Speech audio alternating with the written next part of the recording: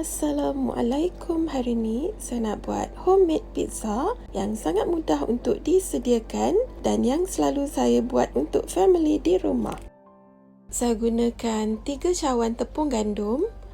Sukatan sepenuhnya saya gunakan cawan dan sudu metrik ya. Kalau anda nak gunakan tepung high protein pun boleh. 1 sudu kecil garam, 2 sudu besar gula kasta,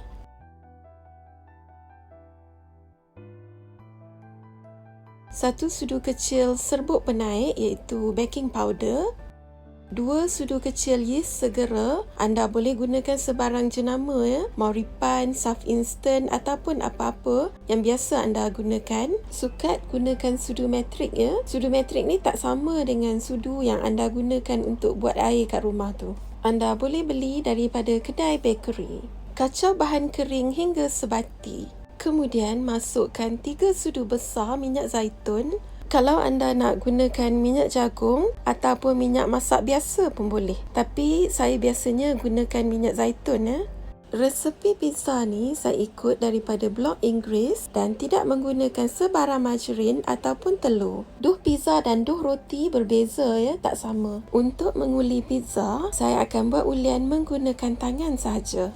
Sediakan air pada suhu bilik, anggaran 1 hingga 1,5 cawan air. Masukkan secara sedikit demi sedikit sambil kita menguli sehingga mendapat duh yang lembut dan tidak melekat di tangan seperti ini.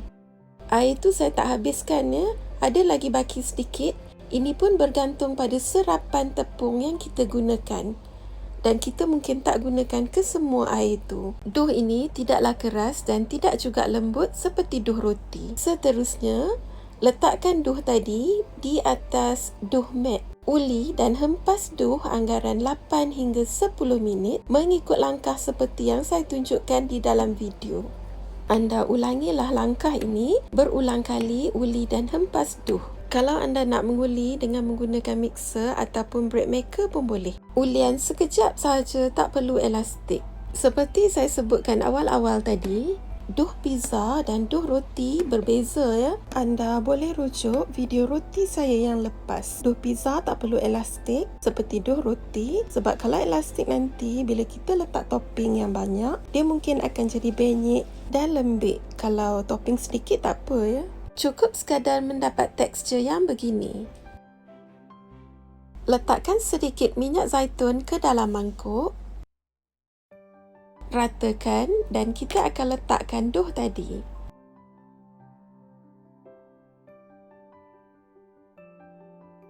Tutup sama ada dengan menggunakan plastik cling wrap ataupun kalau tak ada, anda boleh juga gunakan tuala dapur yang bersih.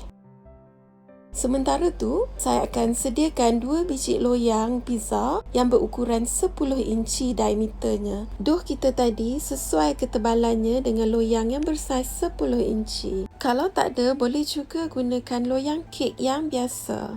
Oleskan kedua-dua loyang dengan sedikit minyak. Kita akan biarkan duh naik anggaran 45 minit sehingga 1 jam bergantung pada keadaan cuaca. Kalau cuaca sejuk, lagi lama masa yang diambil.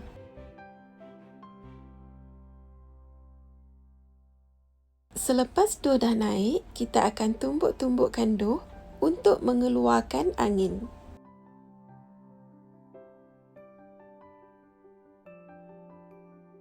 Beginilah tekstur duh kita ya.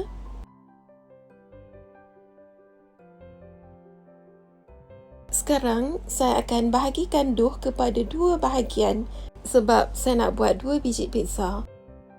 Saya tak timbang pun ya, anggaran lebih kurang sama besar sahaja.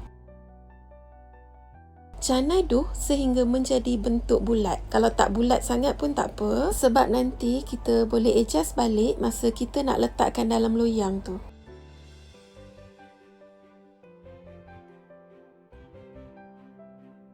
Canai duh sehingga menjadi seperti ini dan boleh muat dalam loyang yang bersaiz diameter 10 inci. Seterusnya, gunakan jari dan tekan-tekan duh sehingga sampai kepada bahagian tepi loyang. Anda ulangi langkah yang sama untuk loyang yang satu lagi. Seterusnya, gunakan garpu dan cucukkan permukaan dough tadi supaya dia tak jadi terangkat waktu kita membakar nanti. Waktu ni anda dah boleh mula panaskan oven selama 10 minit. Dough pizza ni dah tak perlu diperap ya. Kita hanya perapkan ataupun proofing sekali je tadi. Sementara menunggu oven panas, kita akan sapukan atas dough dengan sedikit minyak zaitun ataupun minyak masak ataupun minyak jagung ya. Kemudian sapukan sos pasta di atasnya. Terpulang ya, kalau anda suka letak banyak, letaklah banyak. Tapi saya biasanya letak begini saja. Anda boleh gunakan sebarang sos pasta mengikut jenama yang anda sukai. Langkah seterusnya, taburkan keju mozzarella yang diparut. Kuantitinya terpulang pada anda. Kalau suka banyak, letaklah banyak. Dan ini adalah topping yang biasa saya gunakan. Anda boleh ubah suai topping ni ikut cita rasa sendiri. Ni saya tunjukkan yang saya biasa guna. Saya taburkan dengan bawang Holland. Seterusnya, tuna dalam tin. Tak kisahlah jenis pedas ke ataupun yang jenis yang biasa. Tapiskan tuna tu, buangkan kuahnya dan boleh digunakan. Saya juga letakkan hirisan nanas dalam tin. Hirisan capsicum. Dan akhir sekali, taburkan lagi keju mozzarella di atasnya. Kalau anda nak tambahkan keju parmesan pun boleh. Untuk loyang yang satu lagi, saya hanya letakkan keju mozzarella dan juga sausage yang telah pun direbus sekejap. Yang ni untuk anak yang tak makan sayur ya.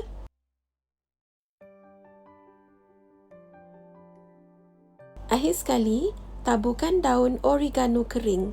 Daun ni saya beli yang repack daripada kedai bakery. Anda boleh beli di pasar raya ataupun kalau di kedai bakery tu, pilihlah yang ditulis daun oregano. Oregano ni optional ya. Kalau tak ada, tak perlu letak. Sebab dia tak akan menjejaskan pizza tu, hanya untuk harum sahaja. Proses seterusnya, kita akan bakar sehingga masak mengikut kapasiti oven masing-masing. Saya tidak onkan kipas dan bakar menggunakan api atas dan bawah. Nak tahu dah masak atau belum, dia akan bertukar menjadi sedikit perang. Selepas pizza dah masak, kita boleh keluarkan daripada oven. Waktu ni masih panas lagi ya. Hati-hati. Sekarang saya akan potong pizza ni dengan menggunakan pisau yang begini. Pisau ni saya beli dari kedai bakery.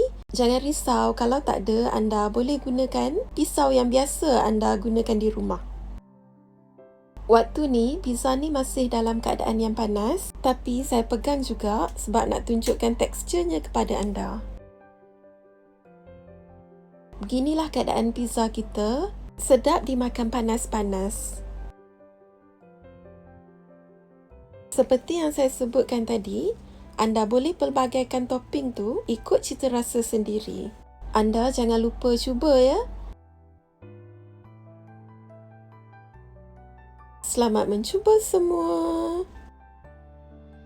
Siap.